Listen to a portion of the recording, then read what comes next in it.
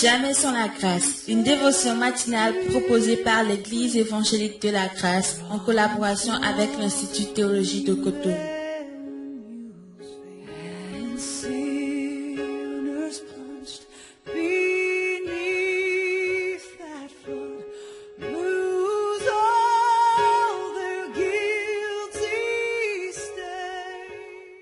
Bonjour, chers auditeurs, chères auditrices de l'émission Jamais sans la grâce, une nouvelle journée, une nouvelle provision. Donc nous allons continuer un peu cette série que j'ai annoncée hier, faire un petit survol des chapitres, les premiers chapitres du livre de la Genèse. Hier, nous allons parler du Dieu qui créa, ce qui nous parle de Dieu qui fait une œuvre unique. Et aujourd'hui, nous allons tirer un principe du chapitre 2 de la Genèse. Donc nous allons lire d'abord le verset 4. Voici les origines des cieux et de la terre quand ils furent créés, lorsque l'Éternel Dieu fit une terre et des cieux. Ce qui est intéressant avec le livre de la Genèse, c'est qu'au chapitre 1, l'auteur Moïse nous relate comment Dieu a tout créé. Et au chapitre 2, il revient sur le paroxysme de la création de Dieu, c'est-à-dire l'homme. Il va cette fois-ci s'attarder sur comment Dieu a créé l'homme, qui est le but ultime de la création. Et dans ce passage que nous venons de lire, nous lisons que l'Éternel Dieu fit une terre et des cieux. Et le point sur lequel j'aimerais attirer notre attention ce matin, est le suivant. Au chapitre 1, Dieu est défini comme étant Dieu, Elohim. Elohim, c'est le nom générique de Dieu, c'est le nom général. C'est Dieu, c'est le nom générique. Mais au chapitre 2, lorsque l'auteur Moïse va décrire la création de l'homme, il introduit un nom nouveau de Dieu, un nom nouveau. Et ce nom, c'est l'Éternel Dieu. Et le nom Éternel Dieu, Yahvé, parle de Dieu de la relation, du Dieu spécifique, du Dieu qui veut parler avec nous. Et ce matin, j'aimerais qu'on pense un peu au général et au spécifique. C'est au général, le Dieu Elohim, le terme générique de Dieu, et Elohim, un nom spécifique de Dieu. Pourquoi j'aimerais qu'on pense là-dessus? Vous savez, la Bible nous dit que Dieu s'est révélé de deux façons.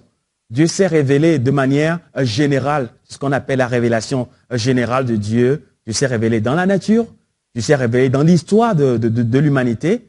Et dans la nature, nous voyons en Psaume 19 qui dit que la terre et les cieux racontent la gloire de Dieu. Et c'est intéressant de voir que quand on entend les bruits des vagues, c'est quelque part l'histoire de la gloire de Dieu. Et cette révélation générale nous montre certains aspects de notre Dieu, sa puissance, sa divinité. Mais Dieu ne s'est pas arrêté là. Mais Dieu s'est aussi révélé de manière spécifique en venant vers nous, en s'approchant de nous par la personne de Jésus-Christ, qui a donné sa vie sur la croix.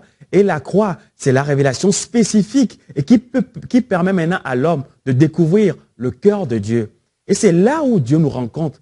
Donc du coup, Dieu aimerait qu'on passe du général, la connaissance générale qu'on a de Dieu. Dieu est bon, Dieu est grand. Mais aujourd'hui, combien Dieu aimerait que nous ayons une révélation spécifique de sa personne. Et c'est pour cela que dans la parole de Dieu, vous savez, il y a deux mots pour parole dans le texte grec. Il y a le mot logos qui nous parle d'un discours, de la parole, mais il y a le mot rhéma qui parle d'une parole spécifique et précise que Dieu adresse à un individu.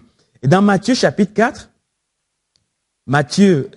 4, lorsque Jésus a été tenté, dans Matthieu chapitre 4, qu'est-ce que nous lisons?